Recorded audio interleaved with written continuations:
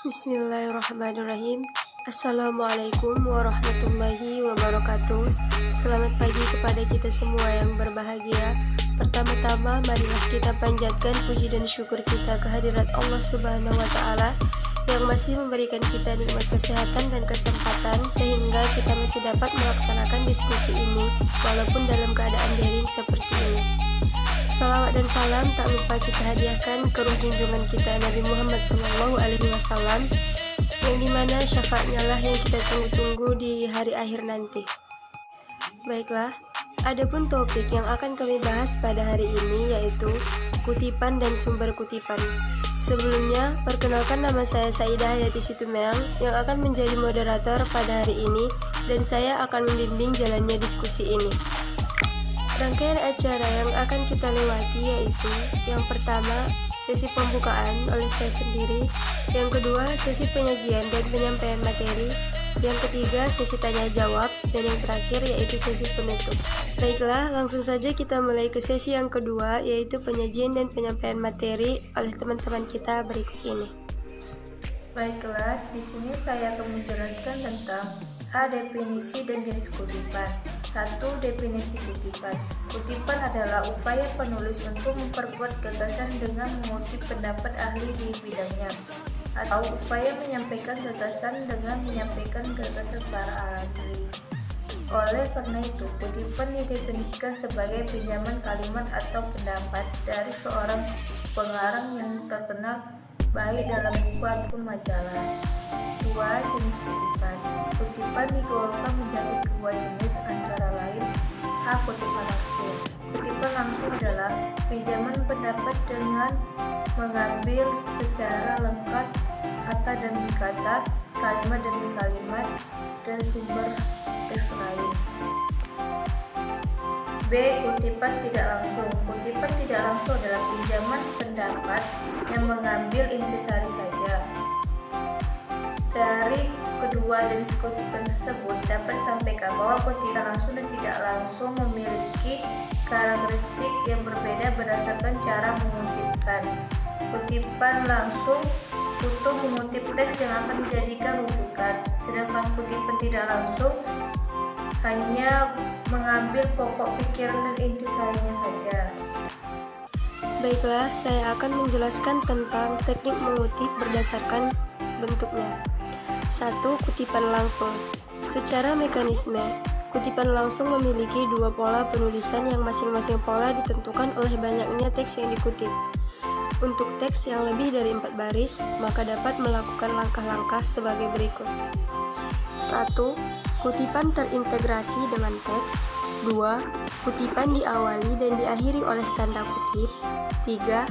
Jika teks utama ditulis dengan 2 atau 1,5 spasi, maka kutipan pun ditulis 2 atau 1,5 spasi. Hal ini yang sama terjadi jika teks utama 1 spasi, maka ditulis 1 spasi. 4. Mencantumkan sumber referensi. Adapun kutipan yang lebih dari 4 baris memiliki cara penulisan sebagai berikut. 1. Kutipan dipisahkan dari teks utama. 2. Kutipan tidak diawali dengan tanda kutip. 3. Kutipan ditulis 1 spasi walaupun teks utama 2 atau 1,5 spasi. Selanjutnya, hal lain yang perlu diperhatikan dalam pengutipan langsung adalah teknik menghilangkan bagian yang tidak perlu. Dalam kutipan, seringkali justru gagasan yang ingin dikutip terletak di bagian akhir atau bahkan di tengah. Menulis semua teks tersebut tentu dapat mengganggu konsentrasi pembaca. Selain juga akan membuat halaman menjadi lebih banyak. Untuk menyiasati hal ini, maka yang harus dilakukan adalah memberikan titik elipsis atau 3 titik pada bagian yang akan dihilangkan. Ingin menjelaskan tentang teknik mengutip berdasarkan penulisannya atau sumbernya. A. Catatan dalam tubuh karangan atau body notes. Penggunaan body notes dalam menyampaikan sumber rujukan digunakan pada artikel atau karangan yang dimuat di koran ataupun majalah, yang tidak memungkinkan penulisannya rujukannya dengan pola catatan kaki. Semua itu dilakukan karena body notes memudahkan dalam proses tata letak baik pada koran, majalah, ataupun buku. Hal ini karena body notes memiliki pola pengutipannya yang terintegrasi dengan teks. B. Catatan kaki atau footnote.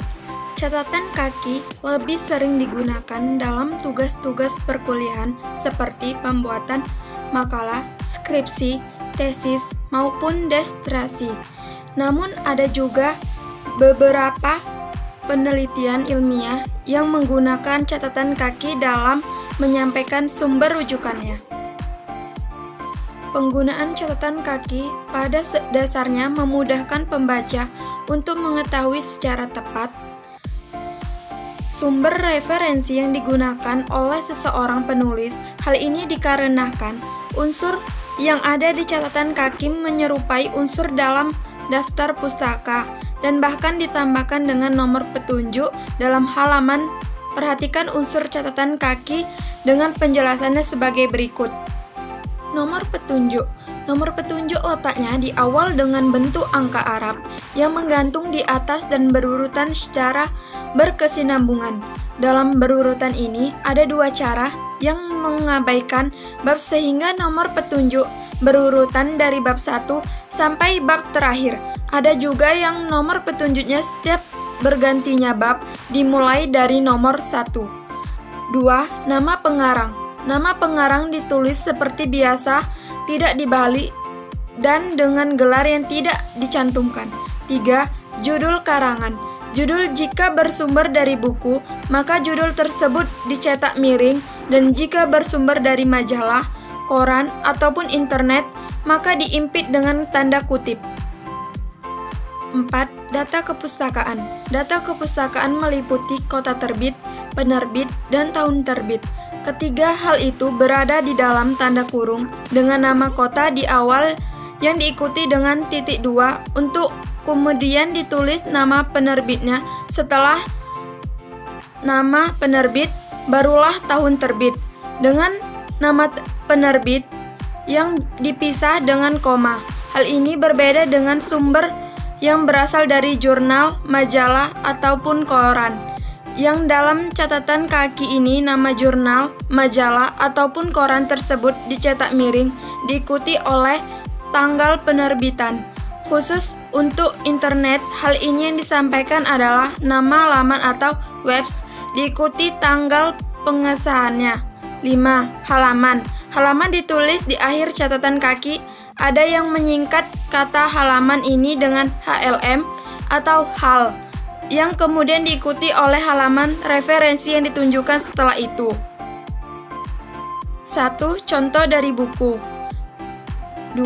Contoh non-buku. Kasus lain sering terjadi dalam ketika melakukan pengutipan dari internet adalah nama pengarang dalam laman yang dikunjungi tidak ada. Jika tetap ingin dijadikan sebagai sumber rujukan, maka pada nama pengarang cukup ditulis dengan istilah anonim. Dalam penulisan catatan kaki, tidak selamanya sumber rujukan mencantumkan seluruh unsur catatan kaki. Hal ini akan terjadi jika sumber kutipan yang dikutip lebih dari sekali, maka kutipan-kutipan selanjutnya cukup diawali dengan istilah ibid, log, cheat, dan off-cheat. Ibid merupakan singkatan dari Ibran yang memiliki arti pada tempat yang sama. Penulisan ibid dilakukan jika kutipan yang telah dikutip berasal dari sumber rujukan yang sama tanpa dijeda atau kutipan lain. Baiklah, saya akan melanjutkan hasil presentasi kami. 3. Menyimpulkan beberapa kutipan. Dalam menyimpulkan beberapa kutipan, syarat utamanya adalah kutipan-kutipan tersebut harus satu konsep atau sederajat sehingga memungkinkan penyampulan. Hal ini terjadi pada penjabaran mengenai definisi yang biasanya tidak cukup dengan satu kutipan. Untuk lebih jelasnya, perhatikan contoh berikut. Pengertian bahasa menurut Keraf dalam Semarak IPA dibagi menjadi dua. Pengertian pertama menyatakan bahwa sebagai alat komunikasi antara anggota masyarakat berupa simbol bunyi yang dihasilkan oleh alat ucap manusia. Kedua, bahasa adalah sistem komunikasi yang mempergunakan simbol-simbol vokal atau bunyi ujaran yang bersifat arbitrer. Adapun menurut Santoso, bahasa adalah rangkaian bunyi yang dihasilkan oleh alat ucap manusia secara sadar. Dari sini dapat disimpulkan bahwa bahasa merupakan alat komunikasi yang dilakukan oleh masyarakat dengan menggunakan alat ucap manusia yang dilakukan secara sadar dengan simbol-simbol yang bersifat arbitrer. Yang keempat, membagikan beberapa kutipan. Untuk membandingkan beberapa kutipan sebetulnya hampir sama dengan menyimpulkan, yakni konsep yang sama, namun dalam membandingkan beberapa kutipan, dari kesamaan tersebut penulis dituntut untuk mengidentifikasikan perbedaan yang ada antara satu kutipan dengan kutipan lain. Jadi yang dibandingkan adalah persamaan dan perbedaan. Perhatikan contoh berikut. Pengertian bahasa menurut Santoso. Bahasa adalah rangkaian bunyi yang dihasilkan oleh alat ucap manusia secara sadar. Hal ini sedikit berbeda dengan yang disampaikan oleh Wibowo, yang menyampaikan definisi bahasa sebagai sistem simbol bunyi yang bermakna dan berartikulasi atau dihasilkan oleh alat ucap, yang bersifat arbitrer dan konvensional, yang dipakai sebagai alat berkomunikasi oleh sekelompok manusia untuk melahirkan perasa bunyi yang dihasilkan oleh perasaan dan pikiran. 3. Kesimpulan dan saran. A. Kesimpulan. Kutipan adalah upaya penulis untuk memperkuat gagasannya dengan mengutip pendapat ahli di bidangnya atau upaya menyampaikan gagasannya dengan menyampaikan gagasan para ahli. Kutipan dibagi menjadi kutipan langsung dan kutipan tidak langsung. Teknik mengutip dalam kutipan diantaranya teknik mengutip berdasarkan bentuknya dan teknik mengutip berdasarkan penulisan sumbernya yang di dalamnya terdapat body note dan footnote. Kiat-kiat dalam mengutip diantaranya menerangkan kutipan, memperkuat gagasan dengan kutipan, menyimpulkan beberapa kutipan, dan membandingkan beberapa kutipan. B. Saran. Mengutip adalah suatu cara yang dilakukan untuk memperkuat suatu gagasan. Tentunya dalam mengutip terdapat aturan-aturan di dalamnya, sehingga tidak bisa sembarangan dalam mengutip sebuah pendapat orang lain.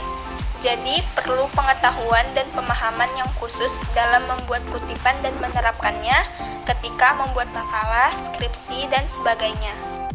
Baiklah, terima kasih kepada teman-teman yang sudah menonton video presentasi dari kami. Semoga apa yang kami sampaikan dapat tersampaikan dengan baik. Dan saya akhiri dengan wabillahi taufiq wal hidayah. Wassalamualaikum warahmatullahi wabarakatuh.